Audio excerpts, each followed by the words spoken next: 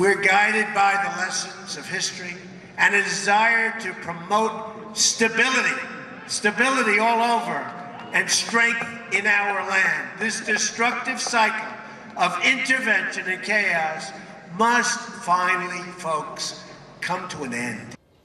Welcome back to Lead. That was President-elect Donald Trump on Tuesday night vowing to scale back U.S. intervention overseas, all part of his America First policy. Joining me now to talk about this and more, Congresswoman Tulsi Gabbard, Democrat of Hawaii, I guess you say. She serves on the Armed Services and Foreign Affairs Committee. Thank you so much for being here. We appreciate it. Aloha, Jake. Always good to see you. So let me ask you a question. Do you agree with Donald Trump's vision of America First when it comes to foreign policy? I'm glad to hear him talking about ending our country's interventionist regime change war policies. As you know, this is something that I've been talking about for years, that we need to stop the destruction that's been caused by our country continuously getting involved in these counterproductive regime change wars that not only end up strengthening our enemy in groups like ISIS and Al-Qaeda, but they actually end up causing more suffering for the people in these countries where we are intervening, as in Syria now. I know you feel that way about Syria and Libya and Iraq. Do you feel that way about Afghanistan? Afghanistan is a little bit of a different situation, right, okay. but yes, essentially. You met with Donald Trump 2 weeks after he was elected. There was some speculation that he might offer you a cabinet position or some sort of position. Were you hoping to work in the Trump administration? I love my job. The people of Hawaii chose to rehire me again in November, and I look forward to continuing to work for them.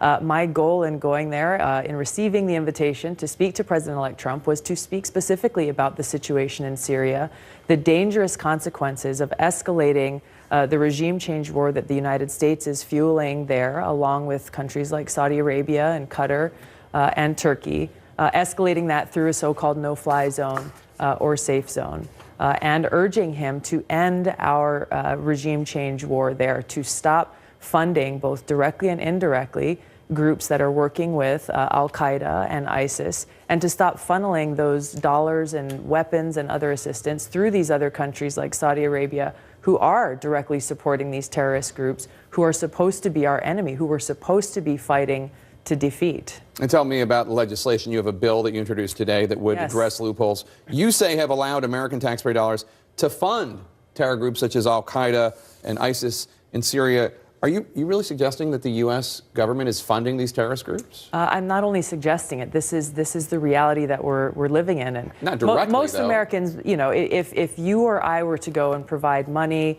weapons, or support or whatever to a group like Al-Qaeda or ISIS, we would immediately be thrown in jail.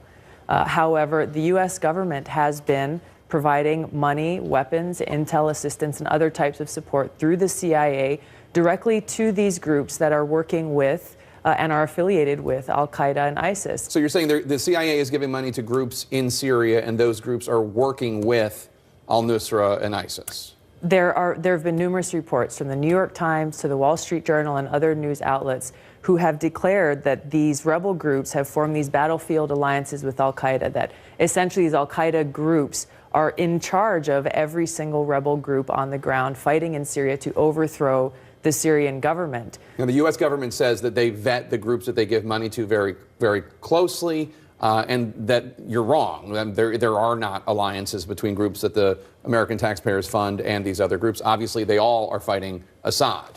I beg to differ. Evidence has shown time and time again that is not the case, that we are both directly and indirectly supporting these groups who are allied with, are partnered with Al-Qaeda and ISIS in working to overthrow the Syrian government of Assad. And we've also been providing that support through countries like Saudi Arabia, Turkey, and Qatar to do that. Quickly before you go, I know that some of your colleagues, Democrats, have expressed concern about too many retired generals being in the Trump cabinet. You have the National Security Advisor, General Flynn, and then also he's talked about General Mattis and General Kelly at the Pentagon and Homeland Security. Do you share their concerns, or do you disagree?